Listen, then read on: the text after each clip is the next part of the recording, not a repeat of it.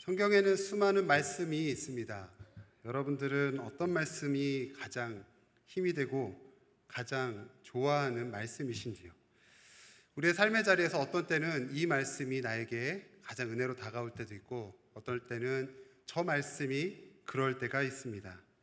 사실 어느 하나 귀하지 않은 말씀이 없겠죠.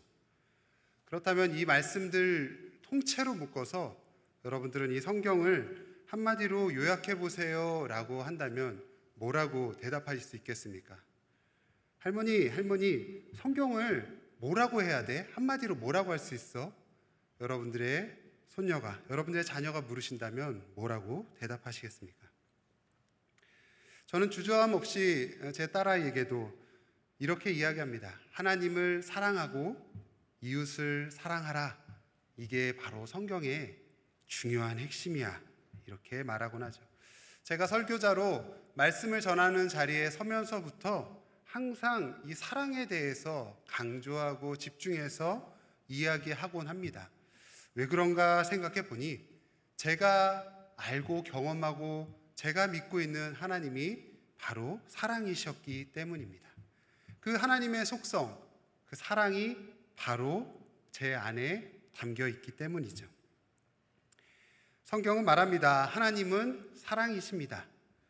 예수가 그리스도가 되심을 보여주는 그 대목도 사랑의 증거입니다. 우리를 사랑하셔서 세상을 창조하시고 우리가 죄 가운데 빠져 있었을 때에도 우리를 사랑하셨고 또 우리를 구원하시기 위해서 예수님을 그리스도로 우리 가운데 보내주셨습니다. 예수님은 우리를 사랑하시기 때문에 십자가의 고난을 친히 몸소 감당하셨던 것이죠. 그런데 이 사랑이라는 이 단어에 대한 사람들마다의 이해와 경험은 참으로 다릅니다. 사랑이라는 단어를 말하지만 모두 같은 사랑은 아니고 모두 같은 의미로 생각하지는 않는다는 거죠.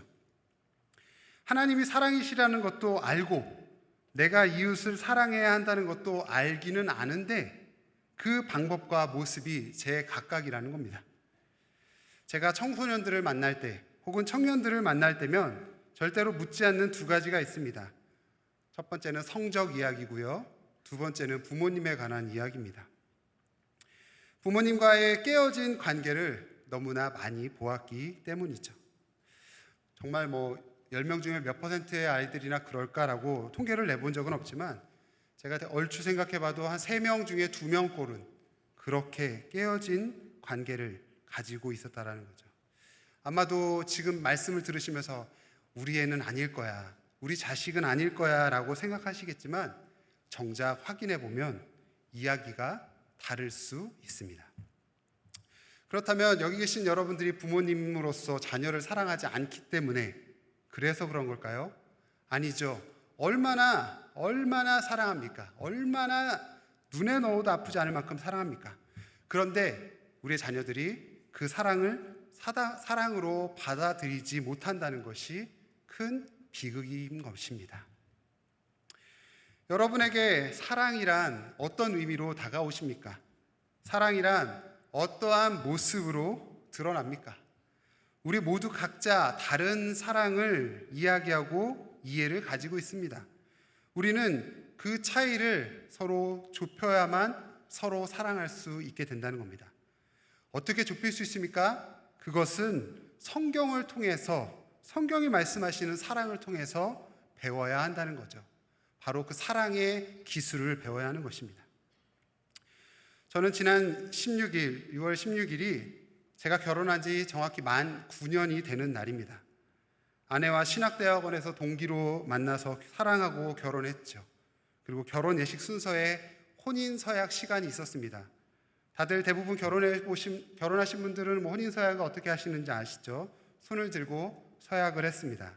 서약의 내용에 이런 문구가, 오늘 본문에 문구가 들어가 있었던 겁니다.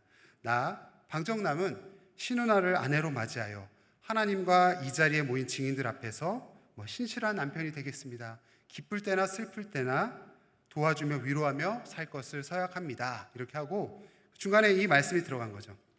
그리고 나는 당신과 함께 사는 동안 무례행치 않겠습니다. 나의 유익을 구하지 않고 성내지 않고 오래 참겠습니다. 그리고 모든 것을 사랑 안에서 참겠습니다. 이런 문구가 들어 있었습니다.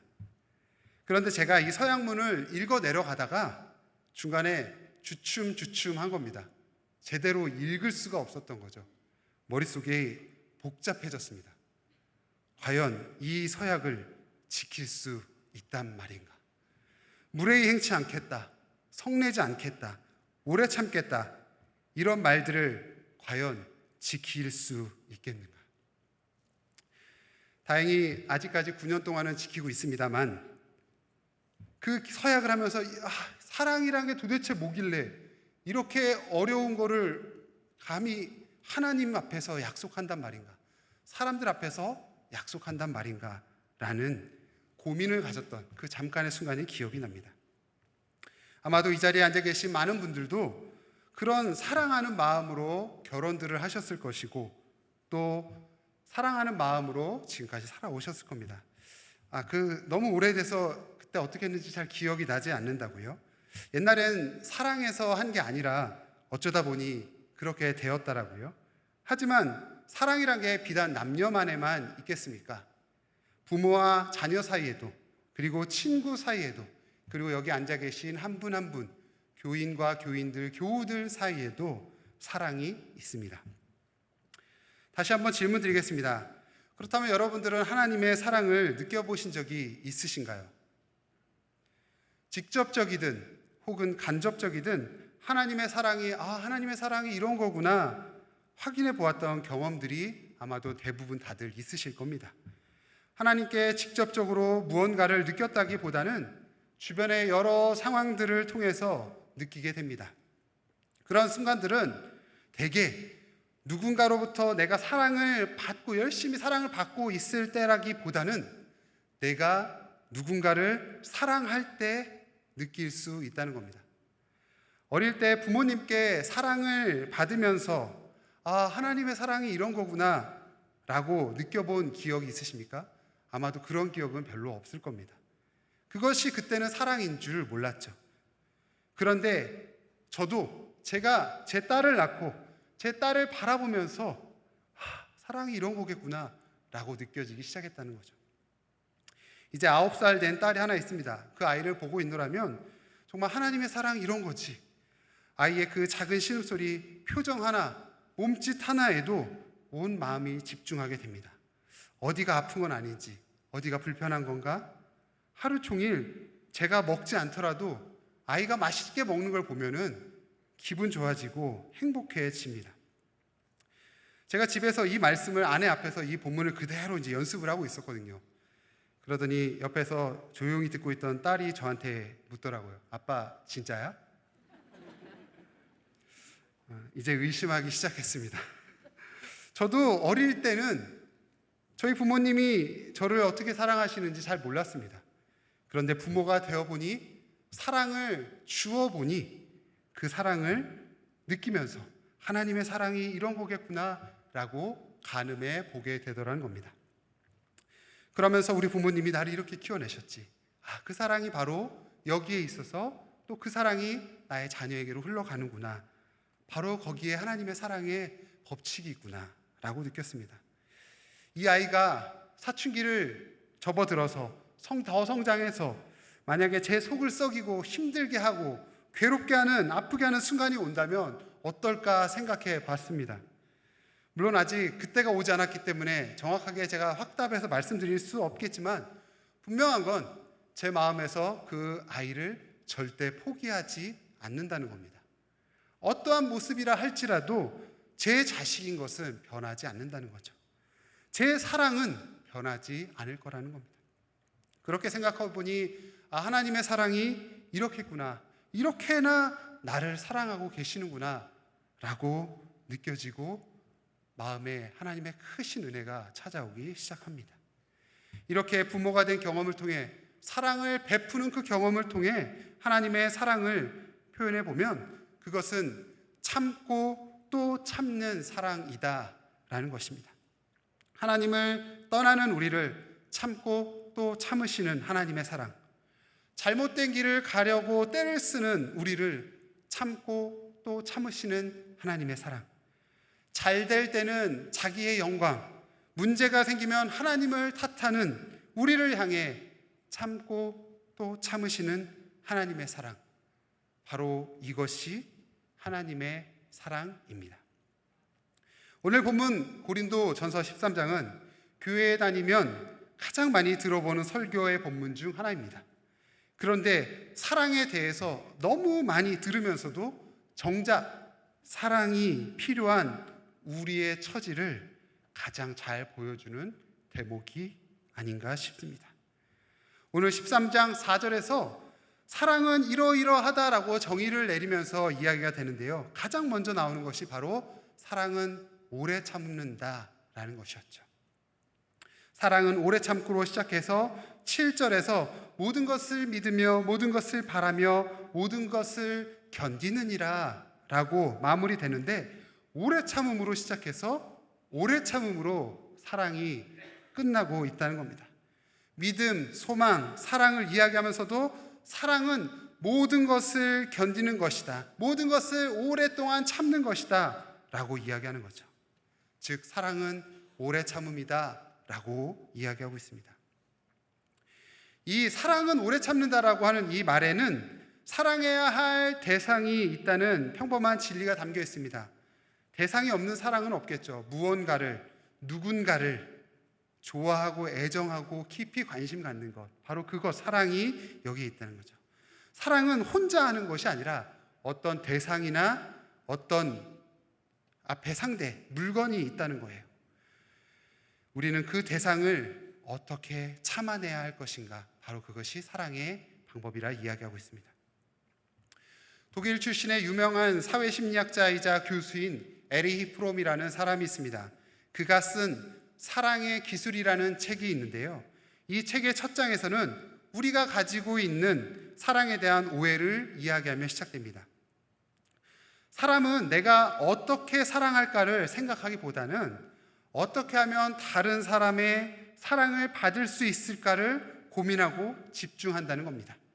그래서 사랑받기 위해서 남자들은 어떻게 해야 될까요? 출세해야겠죠. 잘 나가야 됩니다. 그리고 여자들은 외모를 가꾼다고 합니다. 사랑받을 만한 존재가 되고 싶기 때문이죠. 나에게 맞는 대상을 찾기가 어려울 뿐 그 대상을 만나기만 하면 저절로 사랑하게 될 것이다 라고 생각하는 거죠. 이것이 크나큰 오해라는 것을 말하고 있는 겁니다. 사람들이 사랑하지 못하는 것은 그 적당한 이상형적인 그 대상을 만나지 못했기 때문이 아니라 바로 내가 사랑할 능력이 없기 때문이다 라고 말하고 있다는 겁니다. 그래서 프롬은 사랑을 정의하면서 해도 그만, 안 해도 그만의 문제가 아니라 온전한 인간이 되기 위해서 반드시 배우고 실천해야 하는 본질적인 기술이며 우리에게 절대적으로 필요한 덕목이다 라고 이야기합니다. 이것은 남자와 여자 간의 사랑, 또 부모 자식 간의 사랑뿐만 아니라 모든 다른 사람들과의 사랑을 통해서 나의 인격의 성숙을 이루어 간다는 것을 말하고 있습니다. 인간은 자연으로부터 소외되고 분리되었기 때문에 다른 사람과의 적절한 결합을 통해 그 분리를 극복하지 않으면 온전한 인격체가 될 수 없다는 것이죠. 그 이상적 결합이 바로 사랑으로 나타난다는 겁니다. 사랑을 기술이라고 말하는 그 이유는 사랑이 본능적으로 획득되어지는 것이 아니라 후천적으로 배우고 익혀서 터득해야 하는 일이기 때문입니다. 여기서 말하는 기술이라고 하는 것은 그저 진정성 없이 이렇게 저렇게 하는 방법적으로 조작될 수 있는 그런 잔재주를 말하는 것이 아니라 예술가나 장인이 온 정신을 다 쏟아부어서 그 하나의 작품을 만들듯이, 그리고 그 최고의 경지에 이르기 위해서 각고의 노력을 하고 정말 애를 쓰고 애지중지하는, 그렇게 해서 만들어지는 제2의 천성으로 만들어내듯이 진지한 훈련과 성찰을 통해 습득되는 삶의 지혜와 품성이라는 것이죠. 그것이 사랑이라 정의하고 있는 겁니다. 성경에서는 창세기가 시작되면서부터 이 부분을 굉장히 강력하게 이야기합니다. 하나님이 우리를 사랑하셔서 세상을 창조하셨고, 또 창세기 2장에서 하나님께서 사람을 창조하시고선 그가 홀로 거하는 것을 보시고 사람이 혼자 있는 것이 좋지 않다고 말씀하시면서 사랑할 또 다른 사람을 만드셨습니다. 사람과 사람, 즉 개인이 아니라 공동체로 창조된 인간은 다른 이와의 만남과 상호적인 작용을 통해서 자신의 인격을 완성하지 않으면 안 된다는 것이죠. 그런데 그 완성이란 것은 좋은 대상을 만나면 저절로 이루어지는 것이 아니라 내 스스로 사랑하는 법, 즉 사랑하는 방법을 익혀서 그것을 실천해야만 한다는 것입니다. 예전에 청년부를 지도할 때 청년들과 상담하면 가장 많이 하는 이야기 중에 한 가지가 취직 이야기와 배우자 이야기입니다. 배우자 기도를 하는 청년들에게 이런 이야기를 하곤 합니다. 이상형을 아주 자세하게 적어보고 기도하는 것도 중요해. 하지만 너가 그런 이상형에게 맞는 사람이, 어울리는 사람이 되는 것이 훨씬 더 중요해. 이렇게 이야기하곤 했습니다. 내 이상형의 그 여자 혹은 그 남자를 만나면 사랑의 문제가 해결될 거라고 생각하지만, 그러나 그렇지 않다는 것 여러분들도 잘 아시죠? 여기 결혼하신 분들 대부분 다 이상형하고 결혼하지 않으셨습니까? 아니시면 죄송합니다. 혹시 부부싸움 안 하고 살아가시는 커플 보신 적 있으십니까? 저만 손 들었나요? 네. 없으신가요? 즉 이상형을 만나면 다 해결될 거라고 생각하지만 결코 그렇지 않다는 것 우리가 잘 알고 있습니다. 그래서 사랑은 우리가 배워야 하는 것입니다. 그저 어떤 감정이나 상태를 말하는 것이 아니라 그것이 어떤 모양과 형태로 나타난다는 것이죠. 4절을 계속해서 읽어보면 사랑은 언제나 오래 참고 또 사랑은 친절합니다. 사람과 사람이 처음 만나 호감이 생기고 사랑이 생기면 서로에게 참 친절하죠. 뿐만 아니라 5절에서 서로에게 무례하지도 않고 또 자기의 이익을 추구하지도 않는다고 말합니다. 자기를 기꺼이 희생하는 겁니다. 화도 잘 내지 않습니다. 다른 사람 같으면 화낼 일인데 그 사람에게는 화가 나지 않습니다. 7절이 말하는 것처럼 웬만한 문제는 다 덮어줄 수 있게 됩니다. 그런데 함께 살다 보니 이제는 더 이상 친절하지도 않고 너그럽지도 않고 예의도 잘 지키지 않습니다. 왜 그렇습니까? 왜 나에 대한 그 사람의 태도가 달라졌지? 이렇게 질문을 드리는 게 아닙니다. 왜 그 사람에 대한 여러분의 태도가 달라지신 걸까요? 이것은 비단 지금 부부관계만을 이야기하는 게 아니라 사랑해야 할 모든 사람을 향하여 드리는 말씀인 겁니다. 그 사람이 변했습니까? 아니면 내가 변했습니까? 그 사람도 변했겠지만 엄밀히 말하면 제가 변한 겁니다. 그때는 제 눈에 그 사람에게 애정하며 콩깍지가 씌워져 있었는데 그 사람의 그 콩깍지가 벗겨지고 그 사람을 있는 모습 그대로 보기 시작하니 그 사람의 모습을 받아들일 수 없게 된다는 거죠. 사람과 사람 사이에는 서로 간에 적절한 거리가 있어야 하는데 그 적절한 거리가 없어지면 문제가 생긴다는 겁니다. 한마디로 나는 사랑하는 방법을 모르고 사랑의 기술이 없다는 것을 보여주는 것밖에 안 되는 거죠. 사랑이 어떤 대상의 문제인 줄 알았는데 그게 아니라 내 속에 사랑이 없는 그게 바로 문제라는 겁니다. 성경은 이러한 내용을 하나님과 우리의 관계에서 지속적으로 이야기하십니다.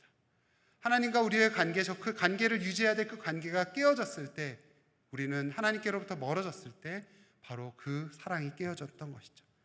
그리고 우리와 이웃관계의 관계를 통해서도 반복적으로 나타나고 있습니다.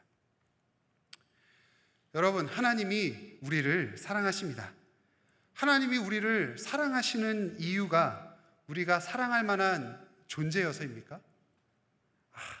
나는 사랑받을 만한 존재로 태어났으니까 하나님이 날 사랑하셔. 예쁜 짓을 해서입니까?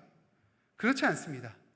우리가 하나님의 자식이긴 한데, 자녀이긴 한데 아주 왼수 같은 자식일 뿐입니다. 말도 정말 치질이 안 듣는 그런 자식입니다. 그럼에도 하나님은 우리를 사랑하시고 그 사랑을 한 번도 거두지 않으셨다는 겁니다. 사랑할 만한 아무 이유가 없는데도 그저 사랑해 주셨습니다. 정말 그저 아무 이유 없이 그저 사랑해 주신 겁니다. 십자가를 지시며 자신의 생명을 내어주시기까지 그저 사랑하셨습니다. 왜 그렇습니까? 바로 하나님이 사랑이시기 때문입니다. 그리고 하나님은 우리도 그 사랑으로 서로를 사랑하라 말씀하고 계시는 겁니다. 내가 사랑하는 그 사람이 사랑받을 만한 사람이기 때문에 사랑하라라는 것이 아니라 내가 하나님께 그 사랑을 받은 그대로 하나님의 그 사랑의 속성이 우리 안에 있기 때문에 우리의 이웃을 사랑하라는 거죠. 옆에 있는 사람들을 사랑하라는 겁니다. 이 사람이 사랑받을 만한 존재여서 사랑하라는 게 아니라 우리에게 명령하시는 사랑은 내가 널 사랑한 것 같이 너희도 서로 사랑해 라고 말씀하고 계신다는 겁니다. 그게 바로 아가페의 사랑이죠.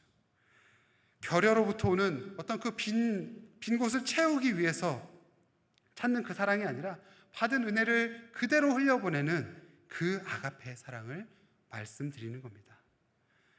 앞서 말씀드렸던 그 사랑의 기술이라고 썼던 그 저자 에리 프롬은 그 사랑이 후천적인 인간의 노력으로 이루어질 수 있다라고 말하고 있지만 성경은 다릅니다. 성경이 말하고 있는 것은 그 사랑이 오직 하나님의 사랑으로부터 출발되어야만 가능하다라고 말하고 있다는 거죠. 프롬은 인간에게 낙관적인 기대를 갖고 있어서 인간이 노력을 통해서 그 사랑의 목표에 도달할 것이다 라고 기대하곤 합니다. 그러나 우리가 경험해 보아서 알고요, 또 인류의 역사를 통해 보아서 압니다.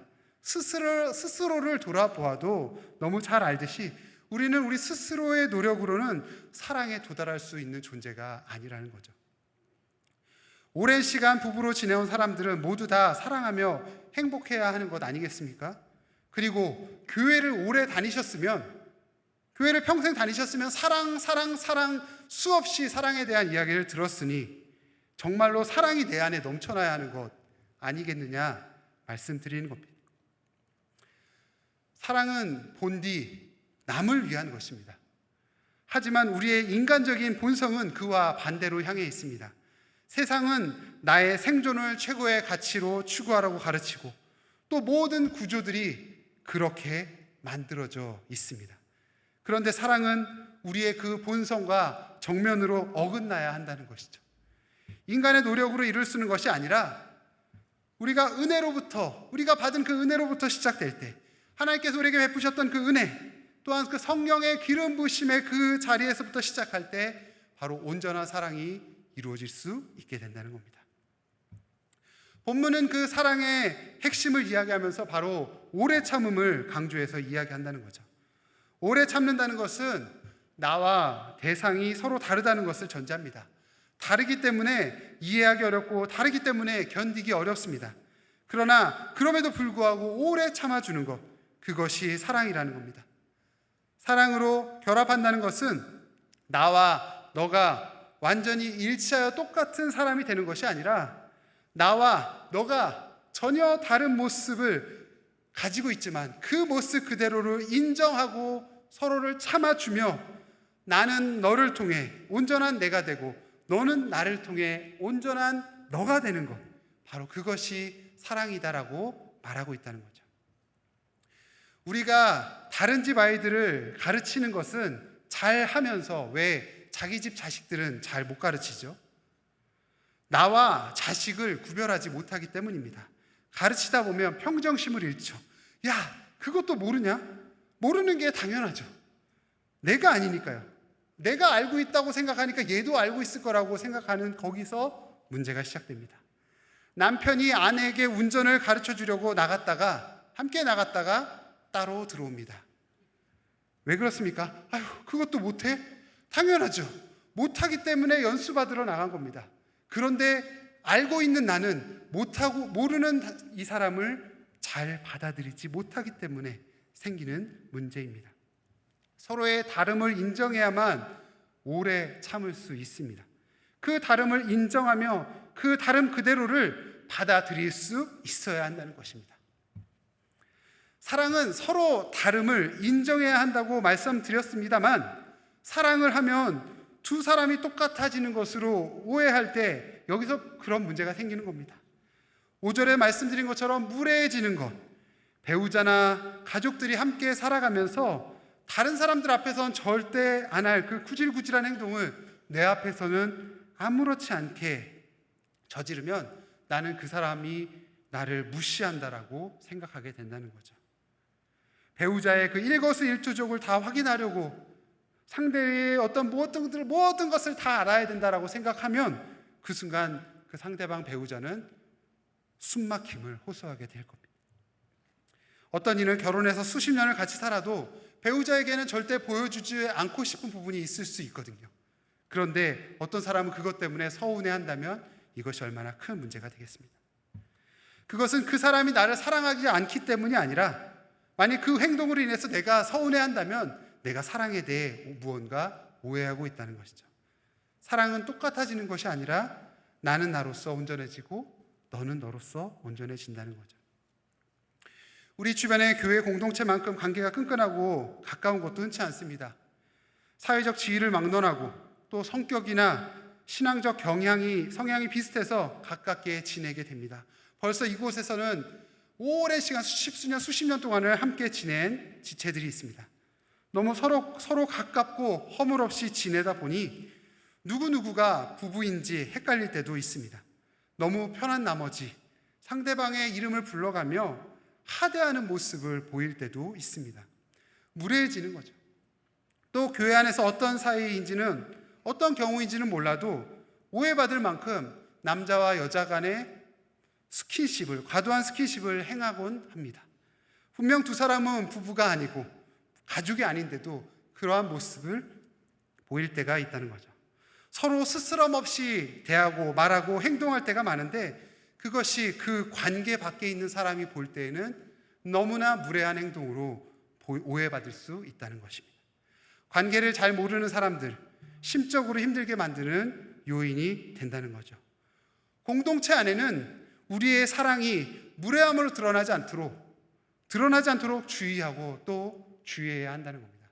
사람과 사람 사이에 위도 없고 아래도 없듯이 내가 윗사람이 너를 아래로 대한다, 이게 아니라 존귀히 여길 줄 아는 바로 그 사랑이 우리에게 너무나 요구되고 있다는 거죠.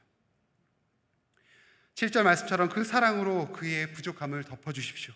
그러면 그 사람으로 인해 나의 부족함도 덮어지게 될 겁니다. 계속해서 사랑은 모든 것을 믿어주고, 또 상대방이 완전해서 믿는 것이 아니라 나의 믿음이 그의 존재에 부족한 부분을 채워주도록 믿어주는 겁니다. 그래서 사랑은 모든 것을 바라는 것이다, 7절에서 그렇게 말하고 있는 거죠.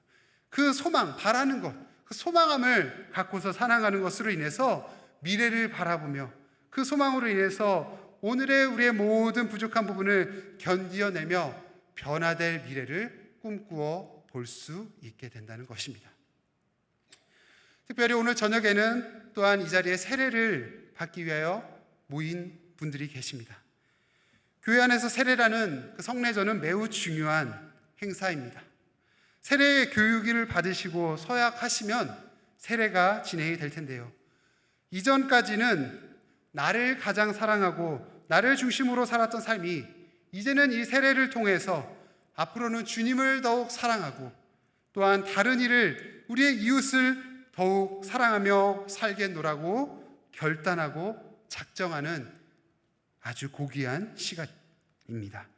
주님이 우리를 얼마나 사랑하시는지 모두 다 깨닫고 알게 되어서 세례를 받는 것이 아니라 이 세례를 받음으로 인해서 주님을 더욱더 깊이 알아가겠노라고 약속하며 더욱 사랑하겠노라고 약속하며 또한 그 사랑을 세상에 나누겠다라고 약속하는 시간이라는 거죠. 그 사랑이 바로 우리 이 시간 함께하는 교우들을 통하여 우리 세례받는 분들에게 흘러가고 또 우리 세례받으시는 분들이 또한 삶의 자리에서 흘러가게 되는 것, 그 변화될 미래를 소망하며 기다리는 것, 바로 이 중요한 귀한 시간이라는 겁니다. 말씀을 맺습니다. 사랑은 오래 참고 기다려주는 것, 그리고 변화될 미래를 소망하는 것이라 이야기 드렸습니다. 그런데 우리는 이 부분이 매우 약하고 잘 안 됩니다. 하나님의 사랑을 날마다 이야기하는 교회이지만 머리로는 알지만 우리의 삶으로는 그 사랑이 잘 드러나지 않는다는 거죠. 내 생각, 내 입장을 내려놓지 못했고 서로의 이야기를 들어주지 못했고 상대방을 기다려주지 못했습니다. 조금을 참아내고 견뎌내지 못하고 조금만 내 마음에 들지 않으면 화부터 내곤 했습니다. 우리 안엔 사랑이 없었습니다. 그러나 우리 주님은 그러한 우리를 오래 참음으로 기다려 주십니다. 베드로후서 3장 15절의 말씀에서와 같이 우리 주님의 오래 참으심이 구원이 될 줄로 여기라.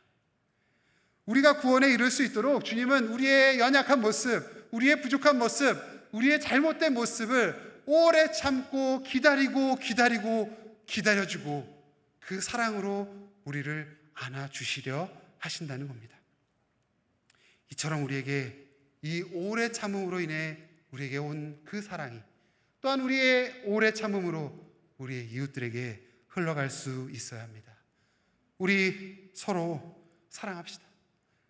사랑으로 오래 참고 사랑으로 서로에게 친절하며 서로의 다름을 인정하며 또 모든 것을 품어주고 믿어줄 수 있어야 합니다. 그리고 함께 변화되어질 우리의 밝은 미래를 소망하며 아름답게 만들어질 우리의 가정과 우리의 교회 공동체를 소망하며 한 걸음 한 걸음 사랑하며 나아갑시다. 이 오늘의 우리 부족함을 서로 견디어주고 오래 참아서 사랑을 실천하는 하나님의 사람 모두가 되실 수 있기를 간절히 소망합니다. 기도하겠습니다. 사랑의 하나님, 말씀을 마음에 새기며 기도합니다. 우리를 향하여 보여주신 주님의 사랑에 감사하며 우리도 이웃을 향해 우리의 주변에 가까운 우리의 모든 사람들을 향해 주님의 사랑을 나누며 살게 하여 주옵소서. 오래 참음으로 기다려주며 품어주는 사랑이 우리 안에 날마다 더하게 하여 주옵소서. 그래서 우리의 가정과 우리의 일터와 우리의 교회 공동체 안에서 그 사랑이 날마다 풍성하게 넘쳐나게 인도하옵소서. 우리를 사랑하시고 인도하시는 주님 바라보며 나아가오니 성령의 능력으로 함께하여 주옵소서. 우리 주 예수 그리스도의 이름으로 기도합니다. 아멘.